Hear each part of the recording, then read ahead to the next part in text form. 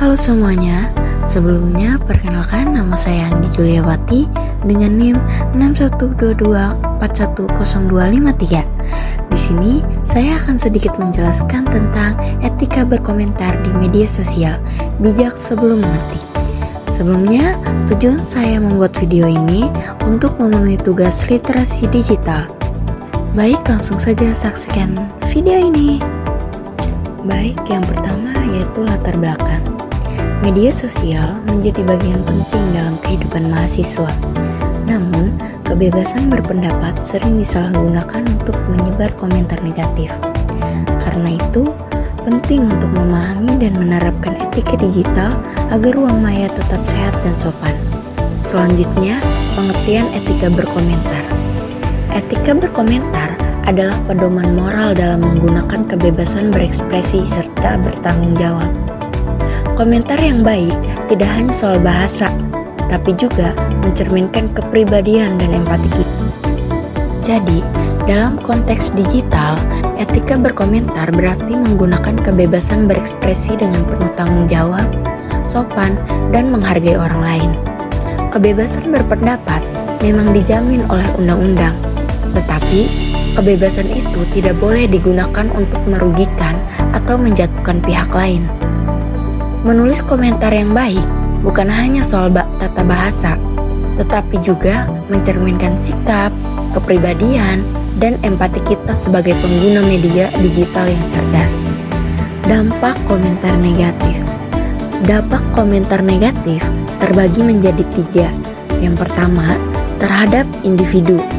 Dampak terhadap individu, korban komentar negatif bisa mengalami tekanan mental, kehilangan rasa percaya diri, bahkan depresi.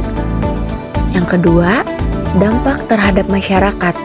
Dampak terhadap masyarakat, komentar yang mengandung kebencian dapat memicu perpecahan, polarisasi, dan merusak keharmonisan sosial.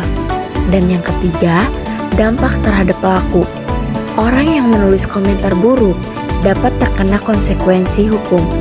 Undang-Undang ITE di Indonesia mengatur bahwa ujaran kebencian, penghinaan, dan penyebaran hoaks bisa dijerat pidana. Karena itu, setiap komentar yang kita tulis harus dipertimbangkan dengan bijak. Dunia maya terasa bebas, tetapi bukan berarti tanpa batas. Prinsip-prinsip etika berkomentar. Prinsip-prinsip etika berkomentar terbagi menjadi 5. Yang pertama, berpikir sebelum mengetik. Yang kedua, gunakan bahasa yang sopan dan positif. Hindari kata-kata kasar, sarkasme, atau makian. Gunakan bahasa yang santun meskipun berbeda pendapat. Yang ketiga, hormati perbedaan pendapat. Yang keempat, cek fakta sebelum menanggapi. Yang terakhir, jaga privasi diri dan orang lain. Era digital di era generasi mahasiswa. Mahasiswa harus menjadi teladan dalam berkomentar positif. Komentar yang baik mencerminkan sikap kritis dan sopan. Jejak digital bersifat permanen dan dapat memengaruhi masa depan. Sebagai generasi yang hidup di era digital, mahasiswa memiliki tanggung jawab besar menjadi teladan dalam berkomentar di dunia maya. Mahasiswa dikenal sebagai kaum terdidik dan berpikir kritis yang rasional. Karena itu, komentar yang disampaikan seharusnya bersifat membangun, informatif, dan memberikan nilai positif bagi orang lain. Selain itu, mahasiswa juga perlu memahami konsep jejak digital.